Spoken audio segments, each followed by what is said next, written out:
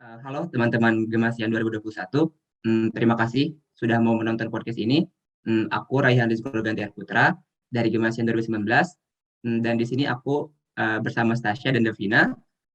Dan kita bakal ngobrol cukup banyak soal topik yang menurut aku cukup penting untuk diketahui teman-teman 2021, yakni soal self management. Apalagi teman-teman baru aja memulai perjalanannya sebagai mahasiswa baru. Mungkin dari Stasya dan Davina bisa perkenalkan diri terlebih dahulu. Dari Stasya dulu mungkin.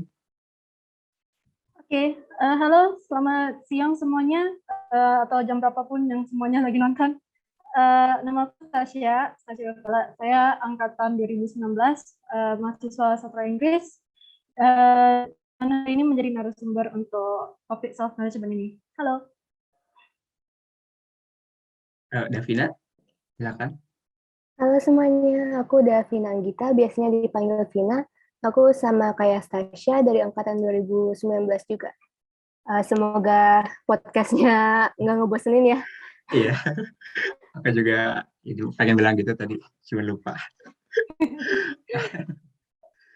Oke, jadi teman-teman udah tahu nih, dua narasumber kita ini merupakan Gemasian angkatan 2019, dan aku juga mau nambahin dikit, mereka ini udah punya banyak prestasi banget gitu, baik di akademik maupun non akademiknya.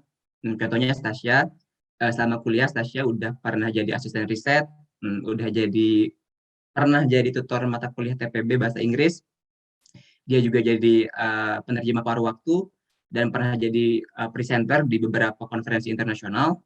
Dan sekarang dia merupakan sekretaris umum di Gemasi, Himpunan Gemasi, periode 2021.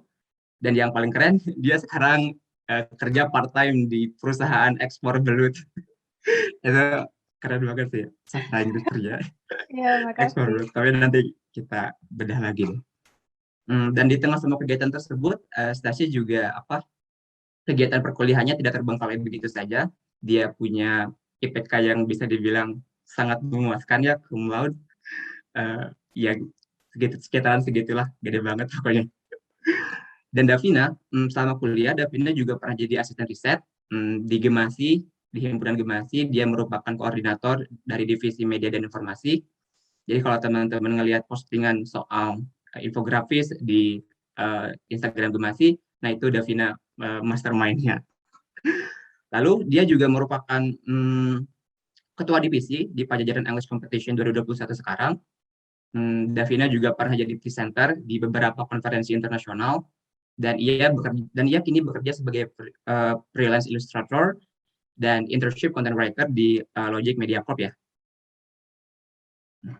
Nah, Gemasian 2021 pasti penasaran dong, gimana sih cara Davina dan Stasya dalam memanage diri mereka sehingga bisa punya prestasi akademik maupun non-akademik yang sama bagusnya. Karena itu mari kita mengobrol bersama mereka.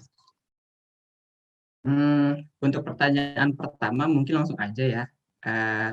Aku pengen tanya nih ke Davina atau Stasya siapapun gitu. Menurut kalian gitu, apa sih itu skala prioritas? Kalau aku tadi lihat dari pengalaman-pengalaman kalian kan itu kesibukannya banyak banget gitu. Dari Davina yang udah jadi presenter, udah jadi ketua divisi Medfo, terus juga harus kuliah juga, terus Tasya juga ikut kerja part time di perusahaan ekspor belut. Gimana sih cara kalian mengatur skala prioritas itu tersebut? Mungkin dari Davina bisa dijawab dulu. Kalau menurut aku, biasanya sih kalau prioritasku, ini pasti beda-beda untuk semua orang ya. Cuman untuk aku personally itu, prioritas yang pertama itu aku taruh di pekerjaan magang habis itu kuliah. Karena untuk pekerjaan itu masalahnya bukan kalau jelek bakal dapat nilai C, tapi pasti bakal reputasi aku nanti misalkan di CV kalau misalkan mau ngelamar kerja beneran itu pasti bakal jelek kan. Makanya aku taruh prioritasku itu di pekerjaan magang. Habis itu baru kuliah, dan yang ketiganya itu untuk kepanitiaan. Jadi kalau misalkan gimana ya?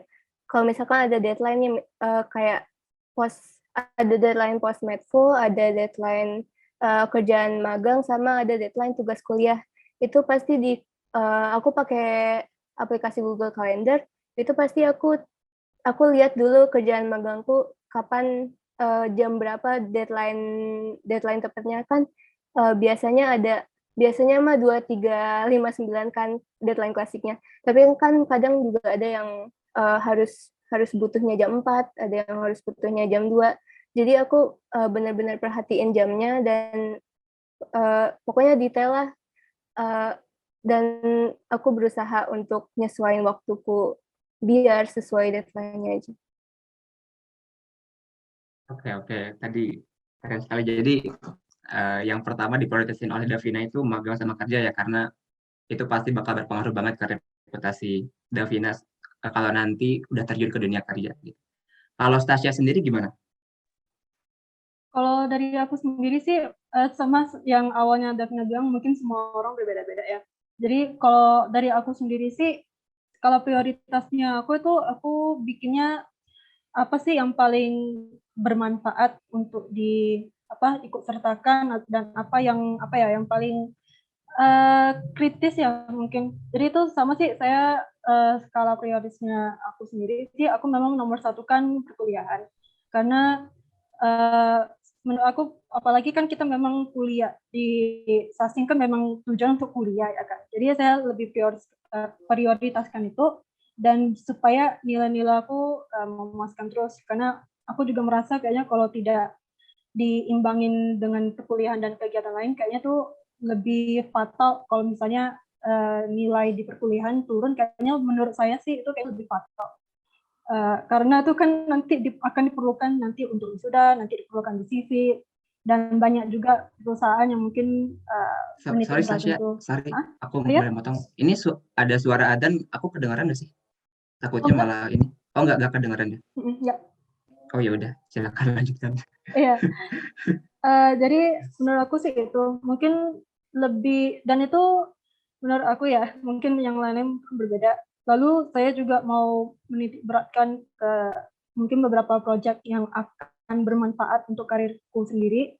Jadi seperti misalnya saya mau menitik beratkan ke pekerjaan, karena itu satu, menghasilkan uang untuk saya sendiri. Kebetulan juga sebelum saya kuliah, saya kerja dulu setahun di Jakarta, dan kebetulan saya menggunakan pekerjaan itu untuk membiayai kuliahku gitu. Jadi itu sih sebenarnya fatal juga sih, karena kalau nggak ada income itu mungkin kegiatan perkuliahan aku juga nggak terlalu lancar sekarang. Jadi itu juga aku prioritaskan itu. Jadi hal-hal yang yang akan berdampak besar untuk the long run gitu sih. Jadi kalau uh, misalnya ini project ada beberapa yang deadline juga, aku lebih memprioritaskan ya satu, itu deadline-nya pasti ada yang berbeda-beda, apakah beda sehari, beda berapa jam, jadi aku memprioritaskan yang paling cepat. Dan juga prioritaskan apa sih yang sebisanya aku bisa kerjakan sekarang, dan mungkin yang paling bisa dikejar. Jadi aku prioritaskan itu sih, biar setidaknya kalau misalnya ada keteteran, setidaknya beberapa hal udah diselesaikan dan tinggal project yang 1-2 aja yang terakhir gitu, kalau menurut aku sih. Oke, tadi detail banget ya. Kira-kira sama sih ya kayak Davina gitu, memprioritaskan apa yang bisa dikerjakan sekarang, terus pekerjaan juga, karena itu salah satu sumber penghasilan dari Stasia untuk membiayai perkuliahan. Oke, mungkin kita lanjut ke pertanyaan kedua ya. Tadi kita udah bicara soal apa itu skala prioritas dan bagaimana cara kalian berdua menyusunnya. Kalau menurut kalian nih, gimana sih cara memanage waktu yang baik itu gitu. Cara memanage waktu yang baik supaya kita tahu apa sih yang seharusnya kita lakukan terlebih dahulu, dan hal-hal semacam apa yang bisa kita singkirkan lah gitu, supaya hari-hari kita itu berjalan dengan baik dan nggak terkesan sia-sia gitu, terbuang waktu. Mungkin dari Stasia. Mungkin dari saya itu nomor satu sih, yang aku tahu pasti semua orang setuju, jangan prokras. Aku tahu, kita semua sama, kita semua mahasiswa, kita semua itu pasti kita prokras, aku tahu. Karena aku juga gitu juga, jadi relatable ya kan. Tapi itu memang sih hal yang paling penting menurut aku, jangan prokras, jangan dibiasakan.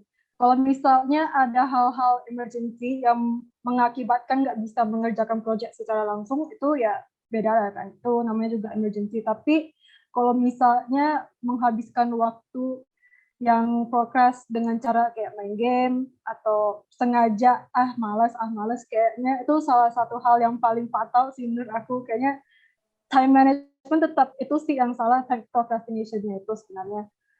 Sebenarnya kalau bisa itu harus dibiasakan jangan hamin satu, setidaknya atau bahkan hamin jam gitu kan. Jadi setidaknya harus dilatih dulu itu. Kalau misalnya mulai biasanya kerjain tugas hamin jam, jadi bisa dikecilin misalnya kayak hamin satu, habis sudah baru hamin 2, 3, 4, baru sampai seminggu, biar apa ya, kayak melatih diri pelan-pelan, karena aku tahu itu pasti susah kan untuk bisa memecahkan kebiasaan buruk itu. Jadi menurut aku sih pelan-pelan untuk melatih diri, dan untuk juga sadar gitu, kayak ada kesadaran diri bahwa project ini akan butuh waktu, project ini kalau misalnya aku kerjain hamin satu, ini bakal aku nggak tidur, bakal keteteran, jadi harus ada rasa, mungkin kesadaran sama rasa takut gitu ya mungkin, karena aku juga latih diri kayak gitu, kayak aku harus takut deadline, aku harus takut kalau misalnya aku kerjain last minute banget, nanti kalau tiba-tiba ada project lain yang datang last minute juga aku bakal keteteran. Jadi aku harus membiasakan diri untuk harus takut atas hal-hal itu biar lebih termotivasi, nggak prokras sih. Jadi kalau dari aku mungkin hal yang paling aku mau tekankan sih harus punya kesadaran itu dan punya rasa takut itu dan punya pemikiran yang harus lu tekankan ke diri kamu sendiri, kalau aku harus selesaikan ini biar aku bisa tidur dengan nyenyak, biar aku bisa kerjain hal-hal lain tanpa stres. Itu kayaknya motivasi sendiri sih menurut aku. Oke, tadi menarik sih. Soalnya aku juga pengalaman waktu semester 1 suka prokras. Jadi agak tertampar juga sih sebenarnya. Jadi untuk teman-teman 2021, tolonglah jangan prokras ya gitu, karena ini demi masa depan kalian juga gitu, supaya nggak stres. Karena aku ngerasain gitu, dulu tuh mata kuliah awal-awal tuh kan cenderung masih basic-basic ya, dan aku sendiri suka menunda-nundanya hamin satu, bahkan hamin beberapa jam aku juga pernah, dan itu sangat stres sekali gitu. Dan tapi untungnya di semester 2 ke sini sih aku udah mulai mengurangi hal tersebut sih. Oke. Kalau dari Davina gimana? Sebenarnya kalau soal manajemen waktu, aku agak insecure buat ngasih petunjuk karena aku sendiri juga masih guilty gitu. Kayak masih ada keinginan buat nanti deh, dan kayak kadang juga sempat pernah milih game daripada ngerjain tugas dulu gitu. Cuman yang misalkan untuk pekerjaan magang gitu, untungnya aku pekerjaan magang ini dapat bayaran, jadi kayak gimana ya, aku berusaha untuk bikin motivasi kayak kalau misalkan kerjaan ini selesai aku bakal dapat berapa gitu. Nah itu untuk pekerjaan magang. Nah untuk kuliah kan sifat orang beda-beda ya, cuman aku itu tipe orang yang kalau misalkan ngelihat orang lain dapat lebih bagus, ini nggak tahu boleh dicontoh atau enggak ya. Kalau misalkan lihat orang lain dapat lebih bagus, aku kayak selalu mikir kok nggak bisa sih gitu. Jadi kayak misalkan tiap mau nunda ngerjain tugas kuliah, aku kayak jangan nunda, ntar kalau nunda bakal dapat segini. Terus ntar bakal kalah sama si ini. Stacia salah satu orangnya sebenarnya, cuman ya sebenarnya no hard feelings, maksudnya kayak kita mah bersaingnya yang sehat aja gitu.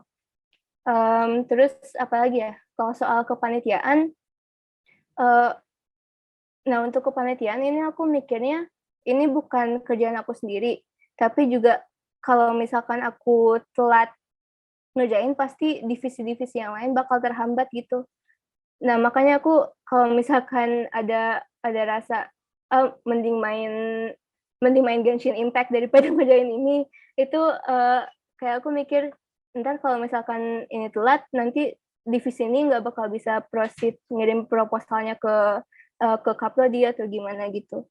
Jadi itu sih sebenarnya cara aku menghadapin untuk bisa maksain jangan prokras dan bisa manajemen waktu yang baik gitu. Oke, menarik ya tadi. Oh, ternyata Davina juga kadang-kadang suka itu ya, suka proklas gitu meskipun dikit-dikit.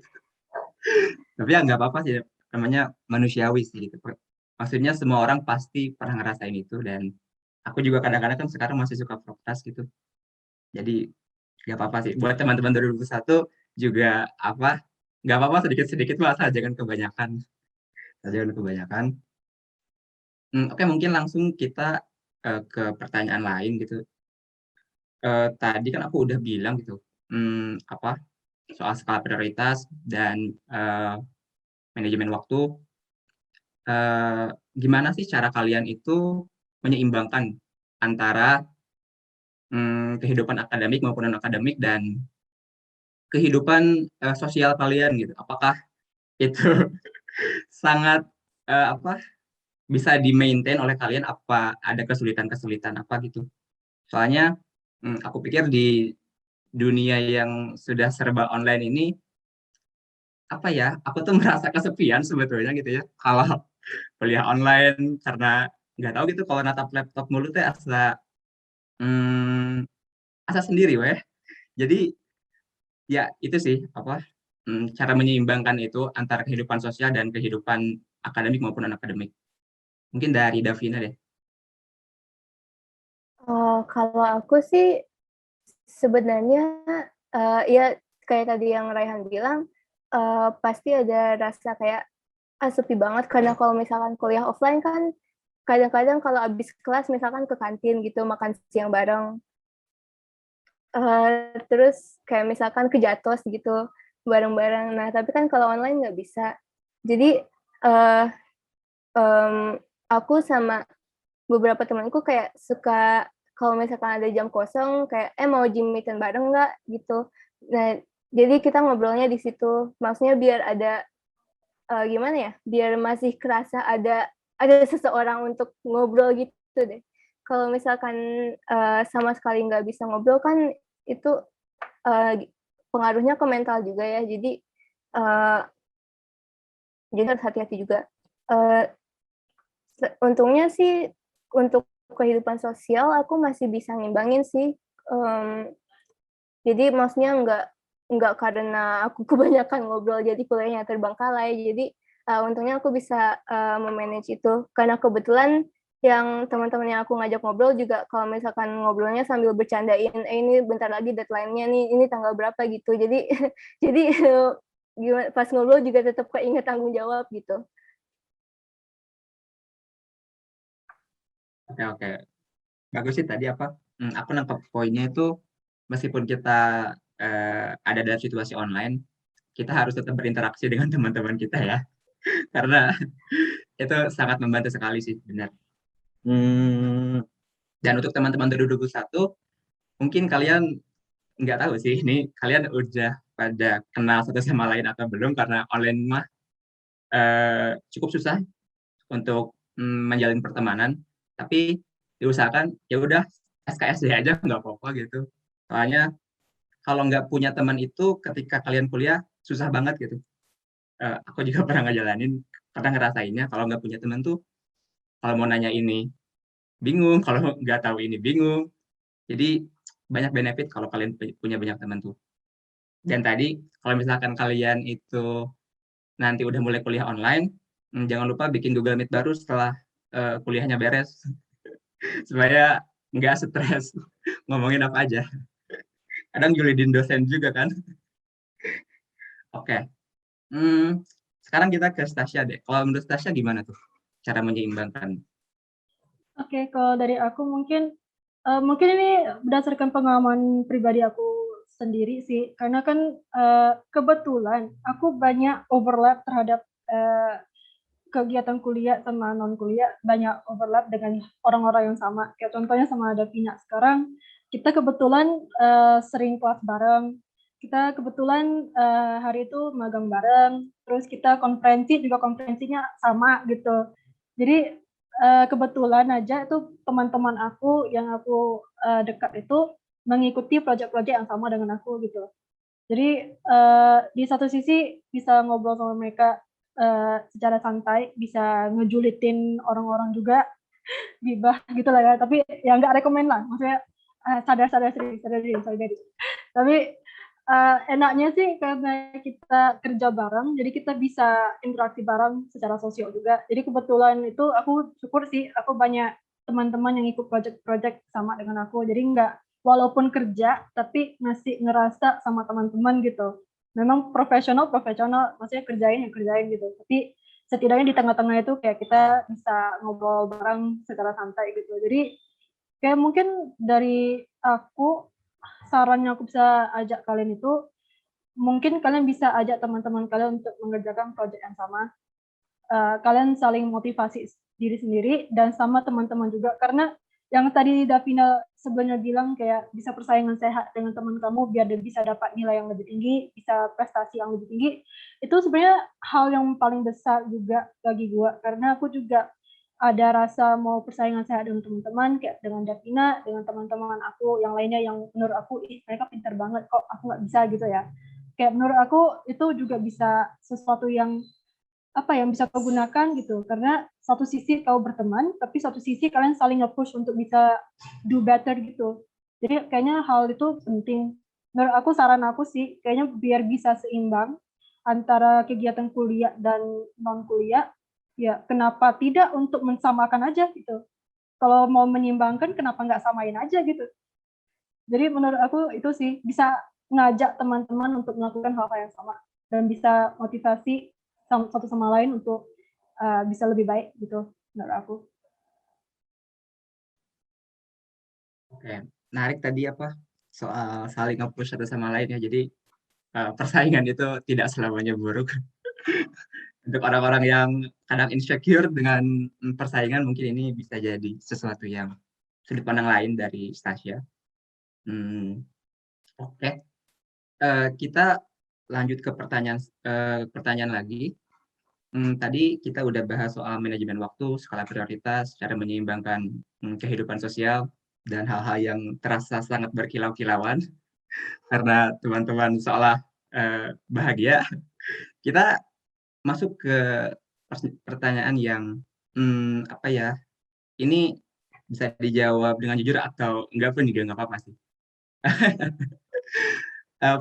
Kalian berdua pernah nggak sih tuh ngerasa overwhelmed gitu terhadap segala dunia ini, dunia akademik, di dunia akademik, terus juga pekerjaan.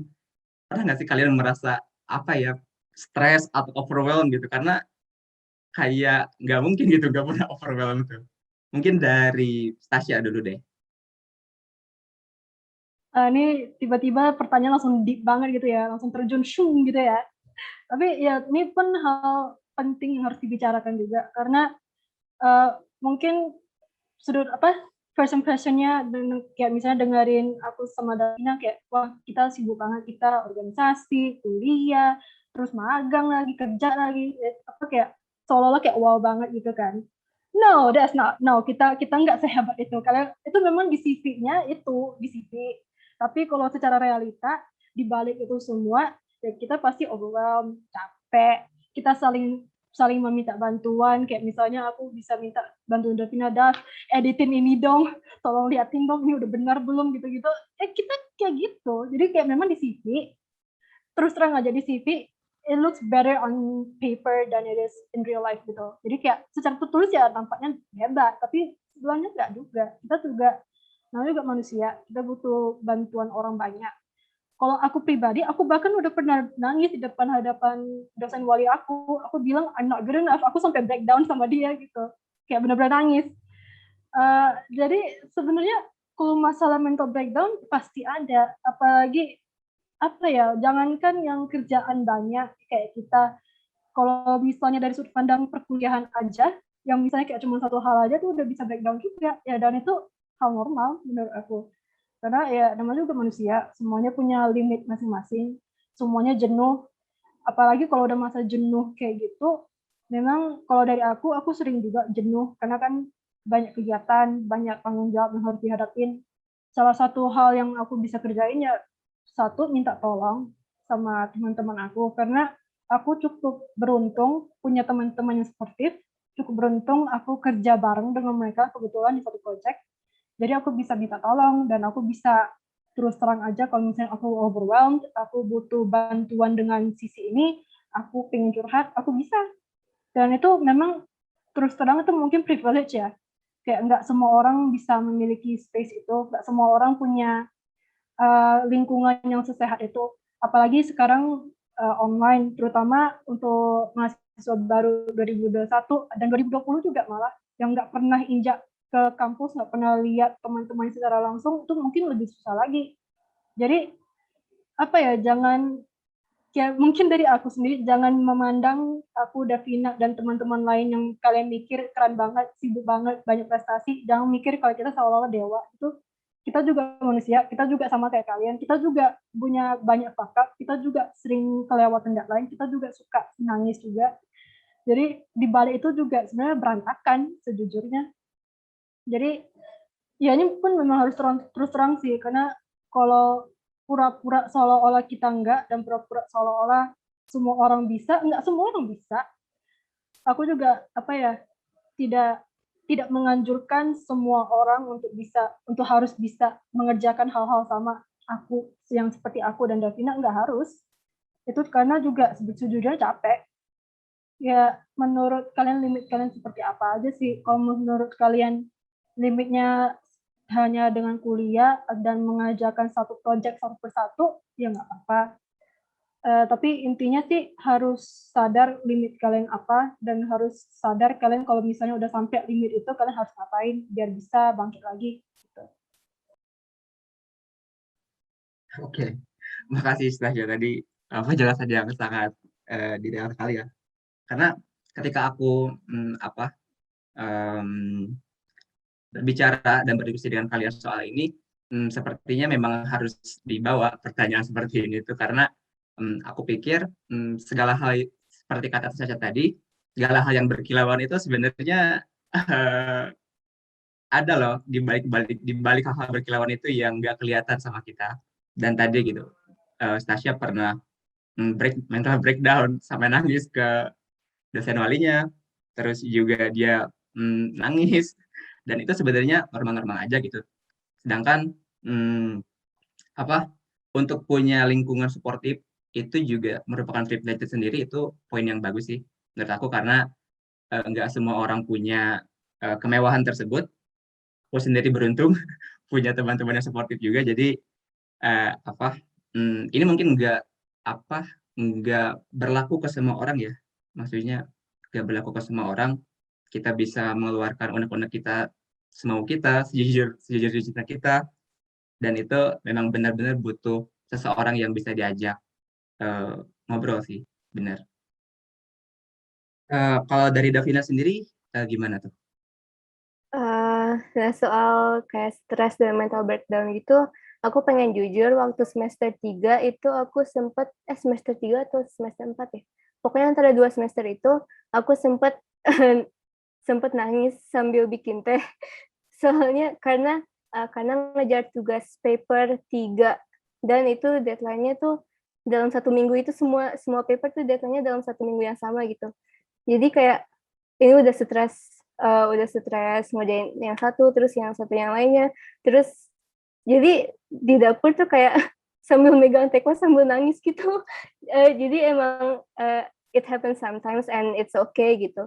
Soalnya gimana ya?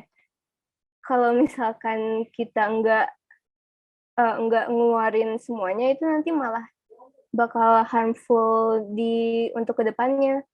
Jadi nggak apa sih untuk venting. Nah, soal venting ini kan kata Stasha juga itu privilege kan. Makanya kalau gimana ya, kalian bisa explore aja kayak coping mechanism kalian yang cocok untuk kalian itu kayak gimana. Dan selama itu nggak merugikan orang lain, coping mechanism itu boleh-boleh aja. Jadi kayak dulu tuh aku belum dulu itu aku nggak punya banyak teman kan. Jadi kayak untuk apa ya, kayak untuk motivasi biar bisa nyelesain ini, untuk motivasi aku untuk gimana ya, ini agak dramatis tapi kayak untuk motivasi aku untuk tetap hidup gitu lah. Nah itu aku biasanya ke karakter 2 dimensi. Jadi itu kan orang-orang tuh pasti pada nganggapnya, iya apaan sih, kayak masa kartun doang sampai segitunya gitu. Nah tapi menurut aku, untuk aku yang dulunya nggak punya banyak teman untuk diajak ngobrol, jadi aku tuh motivasinya, oh tahun depan ini ada movie ini, harus bisa nonton nih, jadi jangan nyerah dulu gitu. Jadi gimana ya, cari aja gitu coping mechanism menurut kalian yang kaliannya nyaman selama nggak merugikan orang lain gitu. Oke. Iya, iya, benar sih. Soalnya coping mechanism itu penting juga buat teman-teman. Jadi buat teman-teman 2021, segeralah temukan coping mechanism kalian karena apa itu helps gitu. Kalau aku sendiri coping mechanismnya main game atau enggak baca buku, tapi bukan nonton antologi karena itu bukan coping mechanism. Oke. Tadi dari Tasya udah bilang know your limit. Terus dari Davina, carilah coping mechanism yang sesuai dengan diri kalian. Dan aku juga mau meng-highlight lagi ini sih. Tadi Tasya bilang dia pernah nangis gitu di depan apa dosen walinya. Ngomong-ngomong soal dosen wali nih, menurut kalian seberapa penting sih peran dosen wali itu dalam kehidupan akademik kalian dan non akademik kalian? Mungkin dari Davina dulu. Menurut aku peran dosen wali itu gede banget sih, karena aku bisa ikut conference internasional, sama bisa dapat pekerjaan magang yang bagus, yang maksudnya yang akunya benar-benar kerja gitu, bukan yang cuman disuruh fotokopi gitu. Dan dapat bayaran itu karena berkat dosen wali aku. Terus gimana ya? Aku bisa dapat nilai yang bagus juga karena selalu di-push, ayo kamu pasti bisa gitu. Jadi kalau misalkan, emang sih dulu dan sampai sekarang juga masih kayak, aduh nggak bisa, pasti ada masanya yang aku ngerasa kayak, kok aku bodoh banget sih gitu. Tapi karena di-push-nya itu, ya aku bisa ngerjain meskipun agak empot-empotan gitu. Makanya menurut aku peran dosen wali itu benar-benar aduh maaf ya, ini tenggorokanku lagi seret. Gak Peran dosen apa-apa. wali itu benar-benar gede gitu di dunia akademis, bahkan sampai non akademis juga, karena semenjak dosen waliku tahu aku bisa gambar, aku suka ditawarin kayak, mau ikut lomba ini nggak, terus kayak mau nyoba, kalau misalkan kamu share rekomendasi untuk desain cover ini, mau nggak gitu. Jadi ya menurutku besar banget sih perannya. Jadi mungkin untuk angkatan 2021 kan karena masih baru ya, kayak masih sosok dosen tuh kayak masih intimidating banget gitu.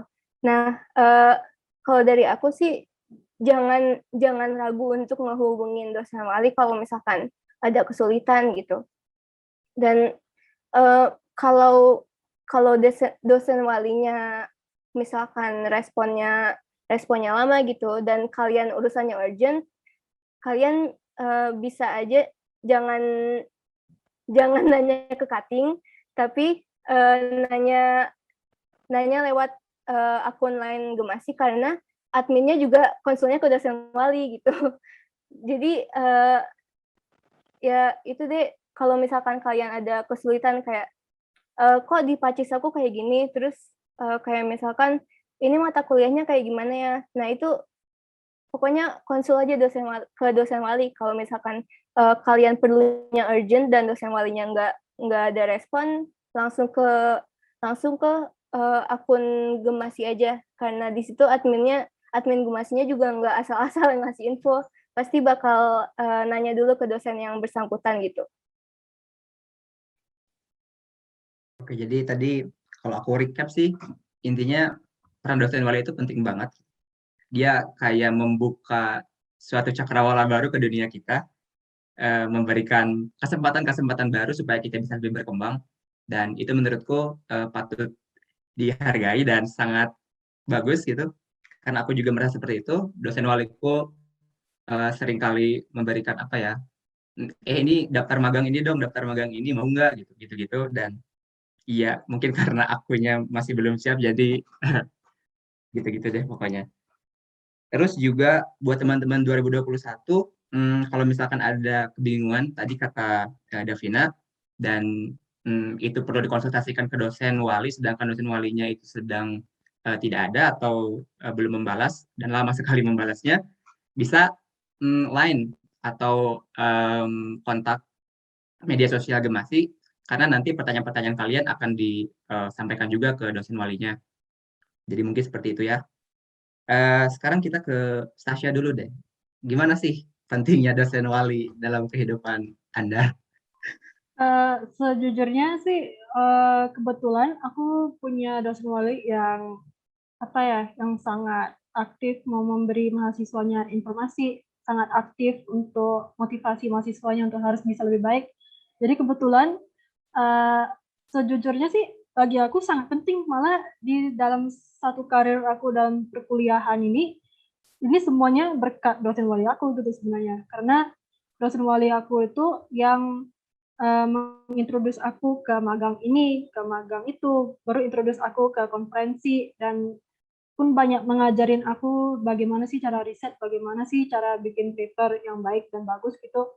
Jadi bisa dapat banyak bimbingan. Sejujurnya sih, kalau kalian semuanya mau apa ya, mendapatkan manfaat yang paling optimal, sejujurnya kalian harus bisa memakai sumber daya itu. Kalian harus bisa harus apa ya, harus bisa mendapatkan semua informasi yang kalian bisa dapatkan dari semua dosen. Jadi dosen wali itu memang paling penting, karena dia yang akan bertanggung jawab atas kamu, dan dia yang apa ya, yang bisa kamu kontak secara reguler untuk bisa meminta apa informasi dan saran-saran. Itu dosen wali. Tapi jangan lupa juga, selain dosen wali, kalian juga bisa meminta tolong ke dosen-dosen yang lain. Karena itu dosen-dosen lain juga kalau misalnya tapi mungkin kalau dosen selain dosen wali kamu, mungkin kamu harus perhatikan jam kerjanya. Jadi nggak bisa sembarangan malam-malam kalian chat, itu nggak bisa memang. Tapi kalau kalau udah di waktu yang sopan, kalian bisa nanya pertanyaan juga ke mereka, minta saran. Kalau misalnya dosen ini kan pasti punya spesialis sendiri gitu. Jadi kalau misalnya kalian tertarik dengan topik itu atau dengan jalur itu, kalian bisa nanya-nanya. Dan itu menurut aku, kalau misalnya kalian tidak menggunakan sumber daya ini, yang dimana dosen-dosen kalian, terutama dosen wali kalian yang udah pengalaman, yang udah di industri ini udah sangat lama, kalau kalian tidak memanfaatkan itu, kayaknya tuh kayak sangat rugi, kayak seolah-olah kayak apa ya, tidak mendapatkan sebanyak yang kalian bisa dari perkuliahan. Perkuliahan itu lebih dari nilai, karena dan itu benar-benar diketokkan banget sama dosen wali aku, itu lu kuliah bukan untuk nilai gitu. Jadi itu pun mau ditekankan juga ke kalian, kuliah itu bukan untuk nilai, kalian kuliah itu untuk mendapat pengalaman, mencari sebanyak networking yang bisa kalian dapatkan. Kalian harus bisa meminta saran dari dosen-dosen dan terutama dosen wali kamu. Jadi menurut aku sih justru ini sangat penting, atau bahkan figur yang paling penting dalam karir kuliah kalian gitu. Oke, makasih Stasia jawabannya. Jadi sama seperti Davina, Stasia juga bilang bahwa dosen wali itu sangat penting sekali. Aku juga setuju dengan pendapat itu. Dan untuk teman-teman 2021, kalian tadi sudah mendengarkan kata Stasia sebagaimana penting dosen wali itu, bukan cuma buat sekarang tapi juga di masa depan nanti. Maka ayolah kita saling berinteraksi dengan dosen wali kita siapapun itu, tetapi tetap menjaga etikanya dengan tidak mengirimkan pesan selain di jam kerja, karena itu pasti sangat membuat dosen wali kesal. Oke, mungkin kita masuk ke pertanyaan terakhir ya. Tadi kita udah banyak bahas banget soal overwhelm, soal dosen wali, soal manajemen waktu. Ini kayak apa ya, kayak tips aja sih buat teman-teman 2021. Apa aja sih yang dibutuhkan agar dunia perkuliahan kita itu sesuai dengan rencana studi. Karena aku pikir ini sangat penting untuk teman-teman yang baru mulai perkuliahan, supaya mereka nggak blank-blank amat gitu, dan bisa belajar dari dua narasumber yang keren ini. Mungkin dari Stasia dulu deh. Oke, mungkin kalau untuk ini, kalau dari pengalaman aku, mungkin aku cerita sedikit ya. Pastinya kita masuk ke kuliah, apalagi masuk ke sastra Inggris, ini kita sebelumnya ada pemikiran kira-kira kita mau ngapain gitu kan. Kayak kira-kira kita lulus ini kita mau kerja apa, kira-kira kita dari prodi ini kita mau paling belajar apa, sastra kah, linguistika. Jadi mungkin udah ada pemikiran itu sebelumnya. Kalau dari pengalaman aku, jangan takut kalau misalnya lu melenceng dari plan kamu yang paling awal, yang sebelum kalian masuk kuliah. Misalnya kalian pingin kayak misalnya nih aku waktu pertama kali banget jadi mahasiswa sastra Inggris, aku punya pemikiran kalau aku pingin jadi penulis novel misalnya kan.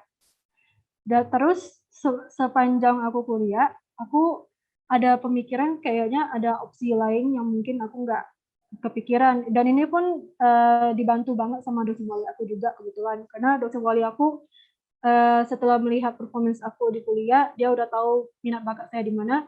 Dia ada menyarankan aku untuk, oh mungkin kamu bisa kerja di sini, mungkin kamu bisa jadi ini aja yang mungkin lebih bermanfaat bagi kamu. Jadi pengen jadi dosen sekarang sih. Jadi kan itu beda banget ya.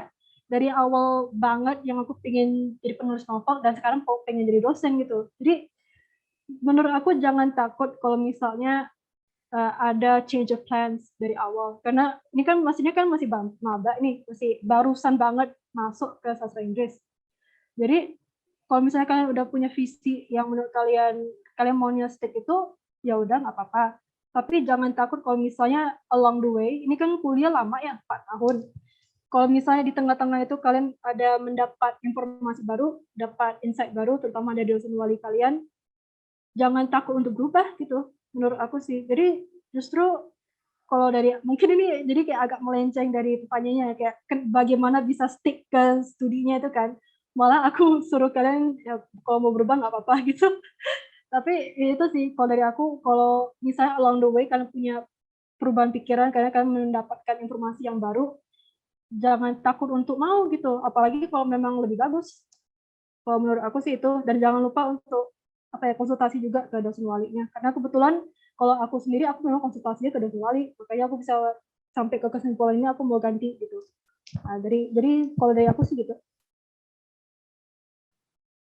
Oke, kembali lagi ke dosen wali ya. Tadi betapa besarnya peran dosen wali sampai bisa mengubah Tasya yang asalnya mau menulis novel malah jadi pengen jadi dosen. Ya sih, benar sekali. Aku juga dulu pengen gitu nulis novel, cuman jatuhnya malah malas sih itu ya mah. Dan jadinya sekarang malah nulis artikel doang. Ya gitu-gitu deh. Yang penting kesalurin lah passion menulisnya.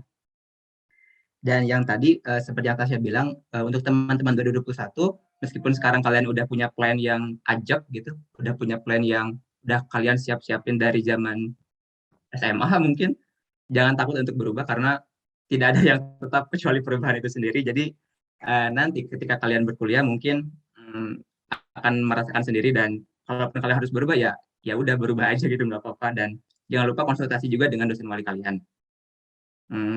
Sekarang mungkin kita ke Davina. Kalau menurut Davina gimana? Ya aku setuju sama kata Stasha yang untuk rencana studi itu kalian nggak perlu kayak kekeh banget dari awal harus begini sampai akhir juga harus begini. Tapi gimana ya? Kalau menurut aku boleh justru disaranin banget untuk ngerencanain dari semester 1 sampai semester akhir. Nah, tapi seiring kalian ngejalanin tuh kalian juga perlu, maksudnya enggak pun nggak apa kalau misalnya kalian udah yakin, tapi jangan ragu untuk kayak nanya ke diri sendiri, ini sebenarnya aku pengen nggak ya, atau enggak ini sebenarnya ada pilihan lain yang misalkan bidangnya sama tapi lebih, aduh maaf itu kucing aku, atau lebih gimana ya, lebih menguntungkan gitu. Karena ini aku cerita sedikit juga, sebenarnya aku itu awalnya nggak mau masuk ke sastra Inggris. Awalnya itu aku pengen ke DKV. Jadi aku tuh lulus kuliah tuh aku bayangannya pengen jadi ilustrator gitu. Nah, nggak taunya di DKV nggak keterima, ya udah ke sastra Inggris gitu. Nah, pas masuk itu aku bingung, jadi pas lulus bakal apa, masa cuma jadi translator kan nggak bakal apa ya, kayak bakal percuma aja gitu kuliahnya. Jadi kayak apa ya, ya udah aku sambil jalanin tuh pas di awal aku ya udah deh, untuk goal awalnya nggak apa ambil apa mata kuliah di semester depan tuh yang fokus ke translating. Entar diomongin lagi deh. Dan ternyata benar aja. Jadi itu sekitar semester pas konsul semester 2 atau semester 3 gitu. Dosen waliku notice tuh. Nah, ini balik ke dosen wali ya. Jadi dosen waliku notice kayak aku kenapa ngambil mata kuliah translating gitu.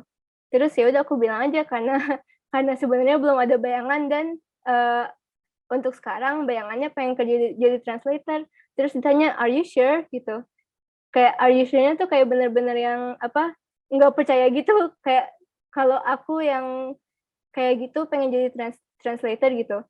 Makanya ya udah akhirnya abis didiskusiin, dan itu diskusinya maksudnya nggak cuman satu konsul, jadi kesimpulannya tuh aku dapat sampai semester depan sebelum aku ngambil mata kuliah translating itu. Jadi aku habis nyelesain tugas akhir Survey of English Literature, aku kayak kayaknya habis lulus aku bisa aja gitu jadi scholar yang mandiri gitu. Jadi yang apa yang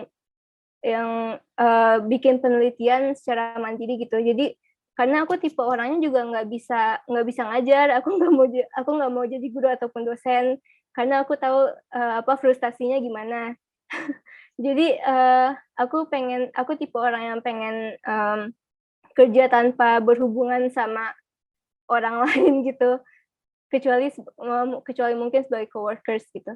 Jadi ya udah akhirnya sekarang aku fokus ke tujuan aku yang sekarang. Jadi ya itu makin sering ikut conference dan makin sering latihan untuk nulis paper dan ditawarin ikut jadi asisten penelitian juga sama dosen waliku.